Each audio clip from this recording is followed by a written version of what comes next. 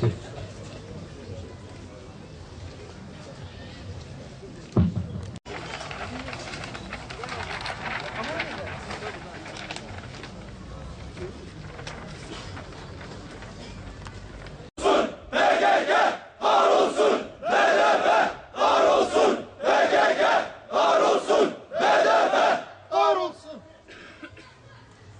19.09.2013 tarihinde Şırnak'ın Sulopi ilçesinde Hür Dava Partisi ilçe teşkilatı binasına molotoflu ve bombalı saldırı yapılmıştır.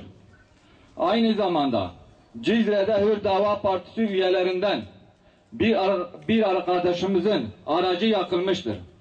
Karanlık odaklarca gerçekleştirilen bu menfur saldırıları şiddetle kınıyor ve bu çirkin oyunun içerisinde yer alan tüm kişi ve yapıları lanetliyoruz. Maalesef yüzyıllardır Kürt halkına yönelik oynanan oyunlar bir kez daha ne ödüğü belirsiz kişi ya da kişilerce sahneye konulmak istenmektedir. Çözüm sürecinin konuşulduğu bu hassas zamanda Kürt halkının haklarını savunduklarını iddia eden bu kişilerin gerçekleştirdikleri bu saldırı onların halkın yanında değil de tam karşısında olduklarını göstermiyor mu?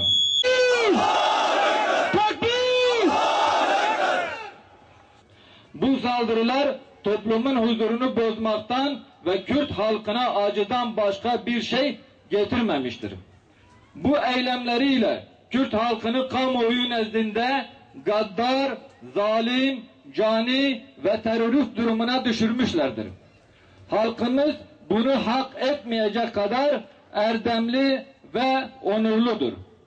Halkımızın örf ve adetlerine çoluk, çocuk, kadın gözetmeksizin masumların ve mazlumların canına kast etmek, onların kanlarını dökmek var mıdır?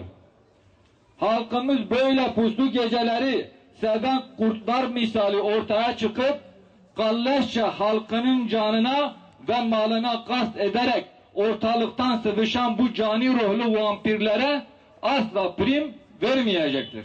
Hüdapara uzanan eller kırılsın! Hüdapara uzanan eller kırılsın!